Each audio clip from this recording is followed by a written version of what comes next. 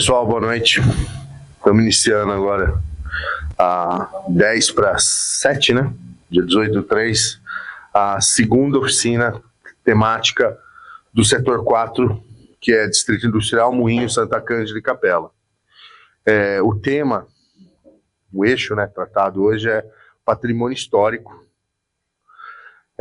Lembrando, só me apresentando de novo, né, para praxe, sou o Júnior, secretário de Planejamento, comigo está o Michel, a Carol e o Daniel da GeoBrasília, que é a empresa responsável por executar os trabalhos da revisão.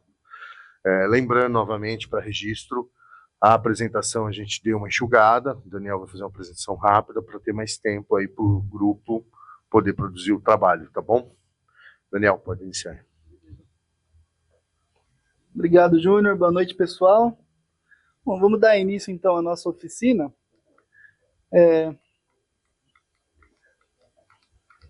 O pessoal já está acostumado, ambientado aqui com o nosso procedimento, mas eu vou retomar só para ficar registrado. Então, nós fizemos essa abertura, vamos fazer um combinado na sequência. Depois eu apresento uns slides, né, sobre a revisão do plano diretor, sobre o tema que nós vamos tratar hoje, né, e depois a atividade mais importante, a dinâmica em grupo, né, para a produção do material que vocês vão apresentar para nós no final da oficina. Então, sempre é importante ressaltar, né, respeitar o tempo de fala um do outro, né, se identificar quem for falar e evitar fugir do tema, né. O tema hoje é patrimônio histórico, nós vamos ter outras oficinas com outros temas, então o pessoal está convidado a vir também para discutir esses outros temas. E muito importante colocar o celular no silencioso também, para não interromper as falas. Falar um pouquinho da GeoBrasília, né? A GeoBrasília é uma empresa que está há mais de 25 anos aí atuando no mercado, não só nessa área de planejamento urbano, que envolve revisão dos planos diretores, plano de mobilidade urbana, mas também na área ambiental, área de geoprocessamento, área de estudos de viabilidade econômica, de empreendimentos, né? Nossa empresa ela foi vencedora de um processo de licitação que a prefeitura aqui de Vinhedo abriu no ano passado, e esse processo era aberto a qualquer empresa que atendesse às exigências do edital.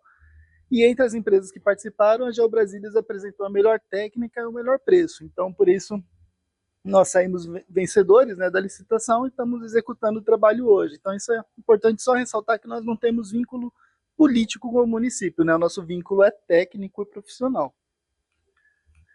Então, esse processo de licitação, ele originou um contrato que engloba esse serviço, que é a revisão não só do plano diretor, mas também dessas leis urbanísticas que estão vinculadas a ele. Nós vamos falar um pouquinho dessas leis na sequência. Só ressaltando, né, o que é importante do planejamento. O planejamento da cidade, não só da cidade, mas como tudo, é uma ação importante para a gente definir prioridades, para a gente estabelecer metas, né? Então, o município, a cidade, a gente tem várias demandas hoje para atender, então o planejamento ele vai elencar quais são as demandas mais importantes, né, estabelecer prazos para cumprir metas de curto prazo, de médio prazo, de longo prazo, assim como a nossa vida, né? Na nossa vida também nós estabelecemos metas, estabelecemos prioridades, né? Então, é importante ressaltar que o planejamento, o plano diretor, ele não é um trabalho que vai gerar um fim, não, ele é um meio, né, uma forma de construir o planejamento da cidade. E o que é o plano diretor? É uma lei municipal que ela vai definir a política urbana do município, ou seja, ela vai orientar o desenvolvimento, o crescimento da cidade por um prazo de 10 anos. 10 anos porque é o prazo que essa lei federal, o Estatuto da Cidade, ele determina que o plano diretor de cada município ele deve ser revisado a cada 10 anos. O plano diretor vigente em Vinhedo hoje é de 2007, né? Então são quase aí 20 anos de defasagem. E o que a cidade não mudou, né, ao longo desse tempo? Então, esse plano diretor vigente ele não está mais adequado, né, com as demandas atuais da cidade. Então, a importância da gente atualizar esse trabalho é deixar ele de acordo com a realidade de Vinhedo hoje. Então, a gente tem esse mapa do macrozoneamento municipal, que ele define algumas vocações, né, dessas porções do território. Então, esse mapa ele é bem importante e é um dos principais dos principais mapas que nós vamos atualizar. Então, verificar se esse mapa ele ainda está de acordo com a vocação do município hoje, né? Se ele teve alguns ajustes, se apareceram algumas novas vocações que não estão representadas aqui. Então, isso tudo a gente está estudando no processo. E entre as leis que são vinculadas ao plano diretor, a gente tem essa que é a mais importante, que é a lei de parcelamento, uso e ocupação do solo. Então, essa lei ela vai definir o que pode e o que não pode ser construído em cada região da cidade, né? Quais atividades que são permitidas, quais são proibidas. Ela vai estabelecer qual que é a forma, como é a forma de ocupação dos terrenos, né? Se você pode construir prédios altos ou casas térreas, isso está tudo definido nessa lei. E também regras para aprovação de parcelamento de solo, né? Ou seja, loteamentos, condomínios, né? Então essa lei ela vai estabelecer condições para tudo isso, né? E além disso, essa lei ela também está defasada, né? Ela foi elaborada lá com o plano diretor vigente, ela sofreu algumas alterações, né, ao longo dos anos, mas ainda assim ela precisa de um olhar atencioso para a gente verificar também se ela está de acordo com a demanda do município ou se precisa de atualizações também. Dentro dessa lei, a gente tem esse outro mapa que é muito importante também, que é o zoneamento da cidade. Então, ele é mais detalhado do que aquele outro mapa que estava na lei do plano diretor, e ele vai definir aqui para cada porção da cidade, né, quais atividades são permitidas, quais são proibidas. Por exemplo, aqui no centro da cidade, né, que é esse verdinho claro, ali a ideia é ter estímulos maiores para atividades comerciais, para atividades de serviços, né? E a gente tem aqui na região da Capela o distrito industrial, né, onde o estímulo maior é para indústrias, né? E essa lei ela pode definir também como são essas indústrias, né? Que tipo de indústria a gente quer atrair para Vinhedo, e também definir as áreas de importância ambiental, né? Nós temos várias represas aqui no município, então a ocupação próxima dessas represas também tem que ter um parâmetro diferenciado para garantir, né, aí a qualidade do manancial, dos mananciais no caso, né?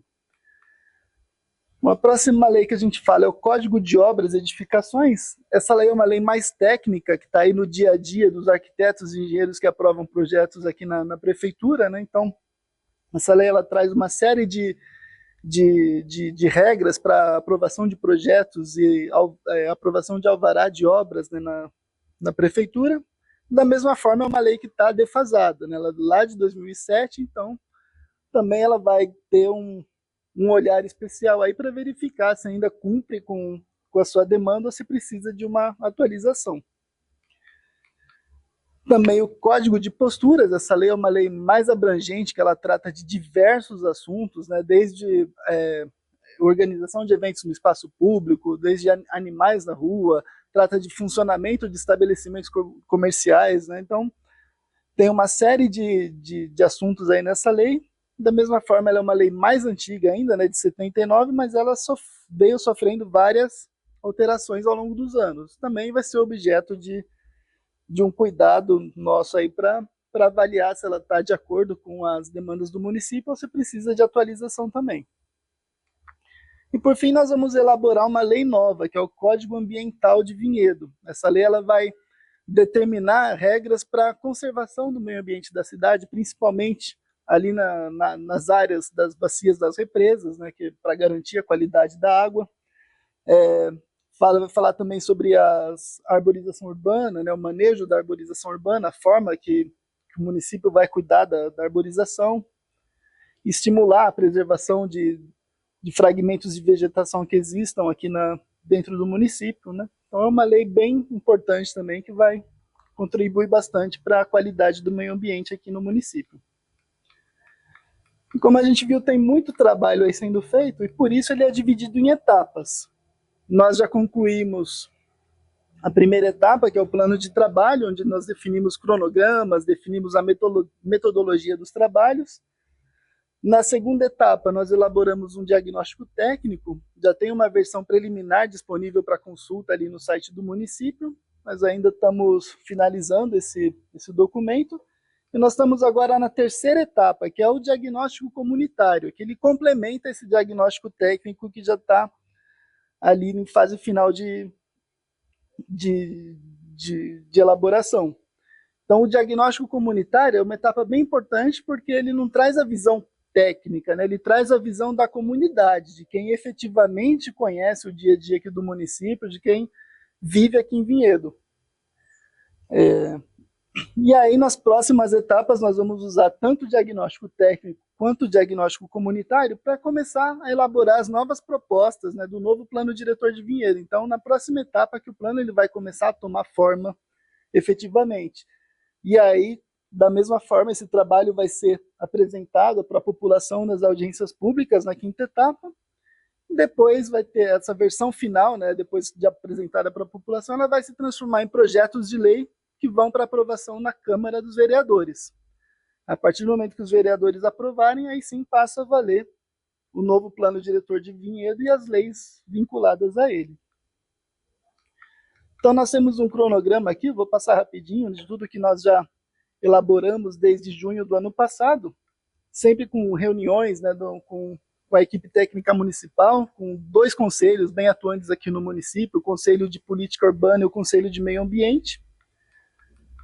E na nossa meta é terminar esse trabalho até o fim desse ano, entregar todas as minutas e projetos de lei para os vereadores lá no mês de dezembro. Então tem bastante trabalho pela frente, né, mas a gente acredita que com a participação popular a gente vai ter um trabalho muito rico para entregar para o município.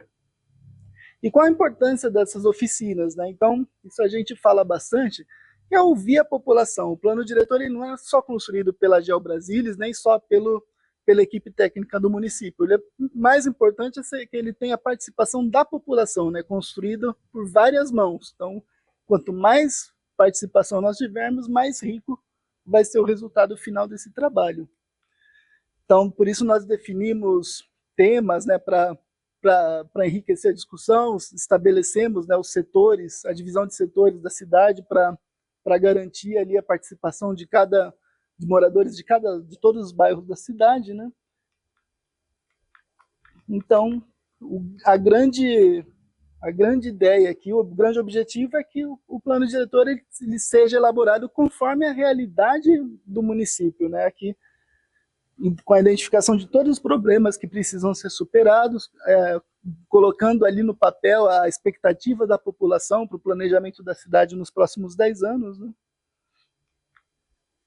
E aqui nós colocamos o QR Code, o link aqui para acessar o site do município, onde estão disponíveis esses documentos que já estão prontos para consulta. Então a gente tem, além do diagnóstico técnico preliminar, temos também o registro das outras oficinas que foram feitas nos outros setores. Então, ressaltando sempre, não é só um trabalho da Geo Brasilis e da equipe técnica municipal, mas sim de nós, dessas 2 equipes juntas, mais a sociedade civil representada sempre pelos 2 conselhos bem atuantes aqui no município, né, pelo Conselho de Política Urbana e de Meio Ambiente. E aí falar um pouquinho então do tema da oficina hoje, né? Então nós temos esses 6 temas para discussão em cada oficina. Ontem nós discutimos planejamento urbano e ambiental. Hoje nós vamos discutir patrimônio histórico, né? Depois eu falo um pouquinho sobre os outros temas. Então, o que é importante a gente falar do patrimônio histórico do município de Vinhedo, né? Lembrando que o patrimônio histórico ele não é só aquilo que a gente pode tocar, né? Ele pode ser também algo intangível, ou seja, ele pode ser uma música, ele pode ser uma receita de um prato típico do município, né?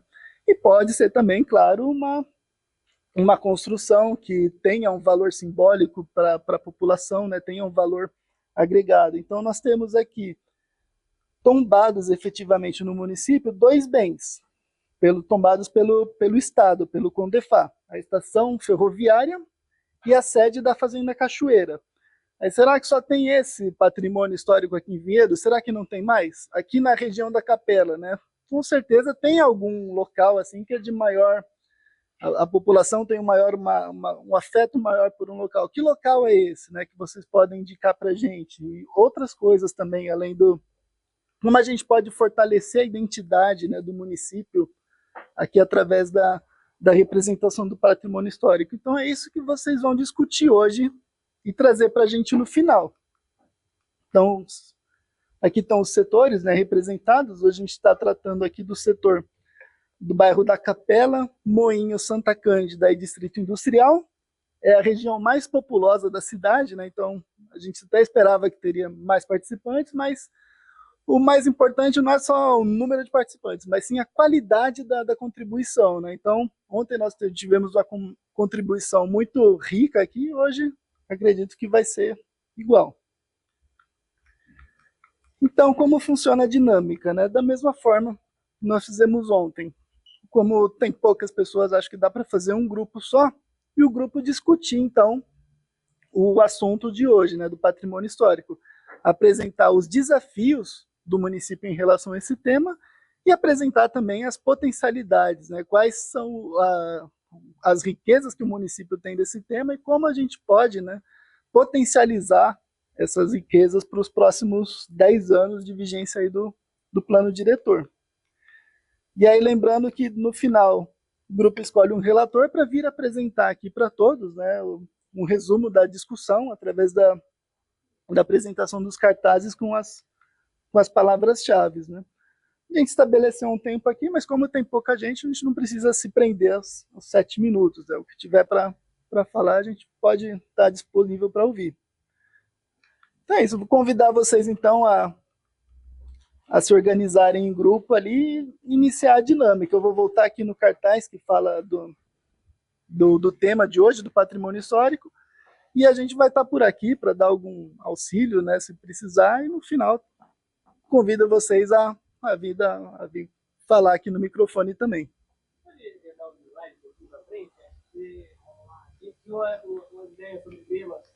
Era esse daqui. A identificação do patrimônio cultural existente no município, né? Então, não só o que já está tombado, né, que a gente identificou aqui no mapa, mas o que vocês acreditam que tem esse valor, né, que seja passível de tombamento. Então, a análise da presença do patrimônio histórico e cultural e o fortalecimento da ideia de identidade, né, de pertencimento com o local. Acho que o outro slide falava dos temas das outras oficinas, né, que acho que era esse daqui, né? Esse daqui ele fala o tema de todas as oficinas. Hoje a gente está tratando o tema do patrimônio histórico. E é isso. Qualquer coisa a gente está aqui.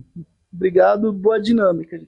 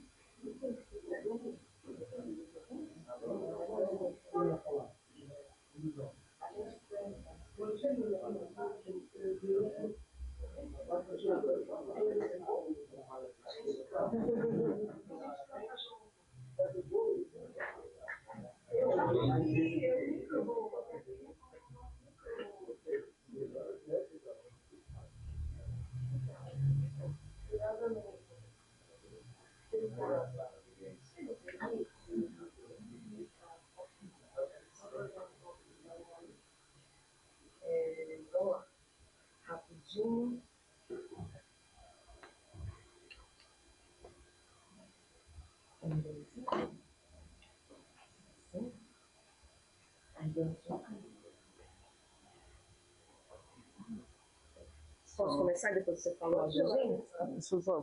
Pode ir? Pessoal, vamos dar início então à exposição aqui da discussão do grupo. Vou convidar a Tereza para iniciar a fala, depois o Alisson vai dar continuidade. Legal.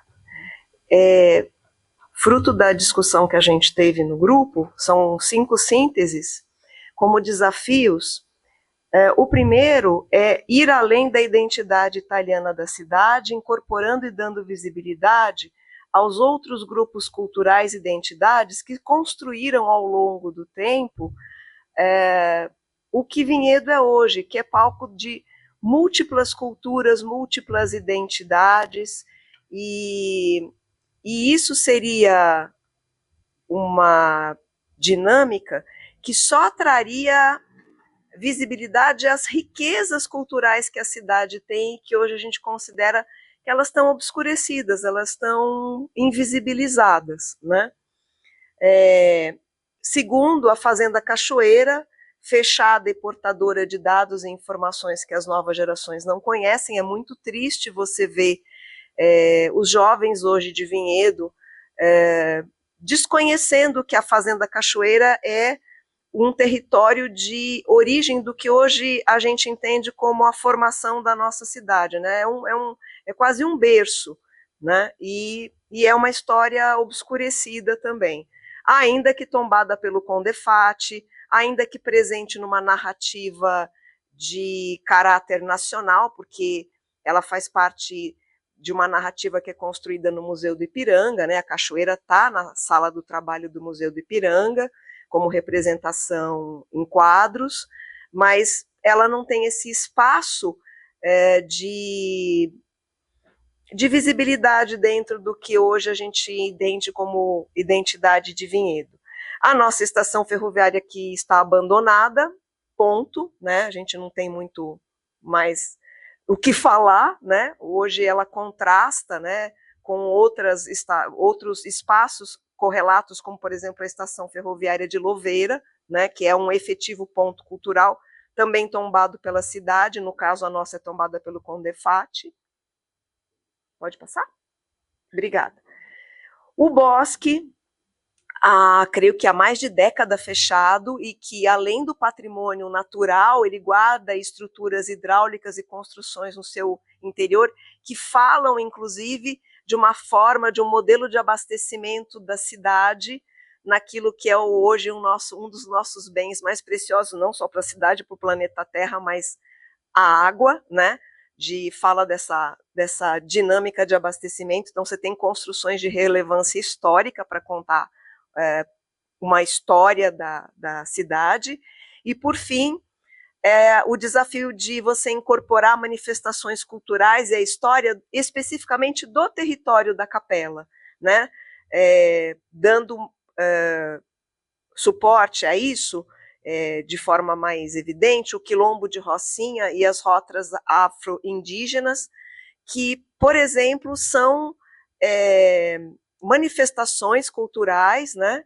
Hoje, inclusive, já mapeadas, hoje, inclusive, já tendo o suporte até de estudos acadêmicos acerca desse tema, né? Ou seja, a academia já referenciou esse tema, mas que hoje não tem publicidade, não tem suporte. A gente acredita que essas manifestações elas devam ter talvez um suporte físico, que a gente vai falar quando falar das potencialidades, mas antes de mais nada elas devem ser abraçadas com o valor que isso tem para a construção da identidade e do que a gente chama de patrimônio histórico da cidade.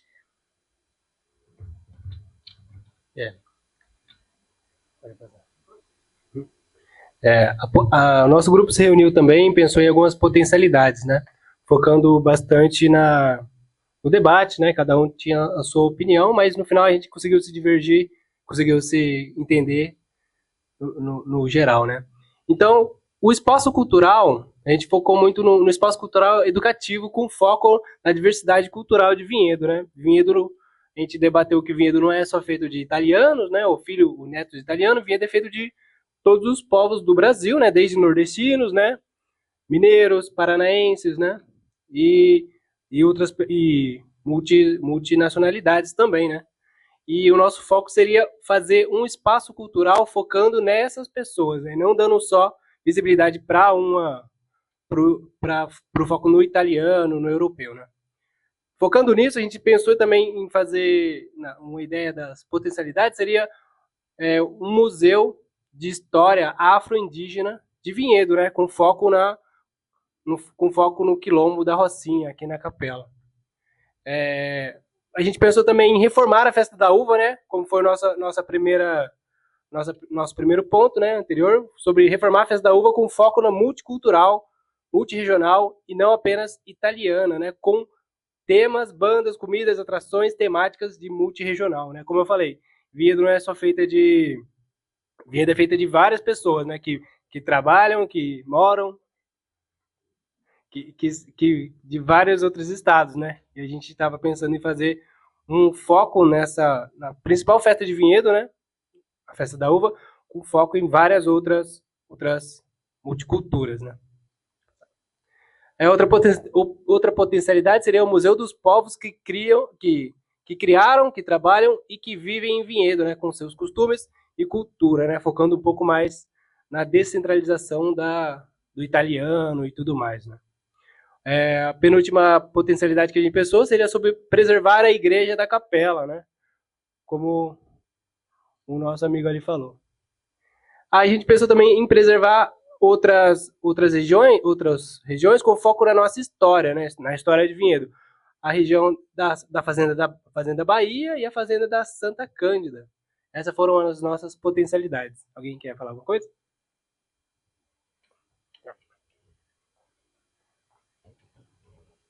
E uma das coisas que a gente sempre tem quando aborda essa questão da história de Vinhedo é dizer assim, bom, mas onde é que a gente reúne todos esses dados, onde é que a gente tem todas essas referências? Então, eu vou pedir a permissão de registrar aqui o livro do Rodrigo Paixão, né, Vinhedo, das aldeias indígenas aos condomínios fechados, que foi fruto da tese de doutorado do Rodrigo. São alguns capítulos da tese dele, da área de gestão pública, e eu diria que eu não gosto de usar o termo leitura obrigatória, porque ler não tem que ser uma obrigação, tem que ser um prazer, né? Conhecimento, adquirir conhecimento é um prazer, né? Abre a nossa cabeça, a nossa leitura de mundo, mas até hoje eu nunca consegui encontrar nenhuma sistematização tão bem feita, tão rica, tão apoiada em ciência quanto a que o Rodrigo fez. E ela abre muitas chaves de leitura para tudo que a gente está colocando aqui, descortinando essa Vinhedo multicultural, falando da nossa herança afro, falando da nossa herança indígena, falando da representatividade dos povos europeus que vieram aqui, das diversas nacionalidades europeias que constituíram Vinhedo, né? E jogando luz a esse tema, que é ser diverso, é abraçar uma riqueza incrível, escolher essa diversidade é você, inclusive, ser inclusivo, é ser democrático e é dar espaço para todas essas manifestações, porque todos esses povos construíram Vinhedo, né? Então, eu queria fazer esse registro porque é um livro absolutamente fundamental para a gente entender a cidade e muito gostoso de ler, tá bom? Queria deixar esse registro.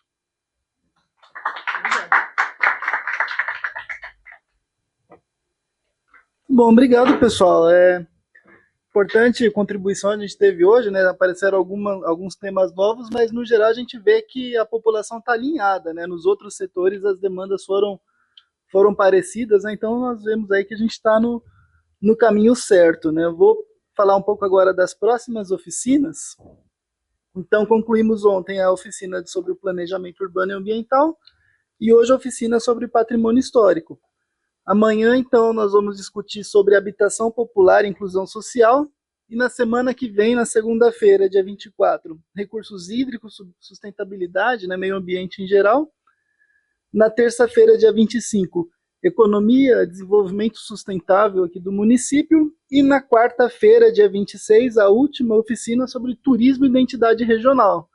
A gente pede a gentileza de vocês, de novo, hoje acho que a chuva atrapalhou um pouco o pessoal chegar, mas a gente pede a gentileza de vocês convidarem o pessoal para vir participar também, para enriquecer nosso trabalho, que o resultado está ficando bom.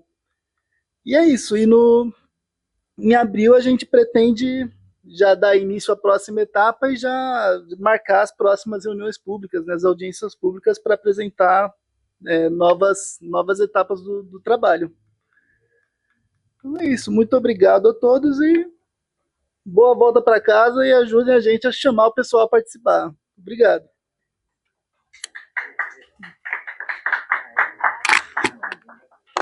Parabéns.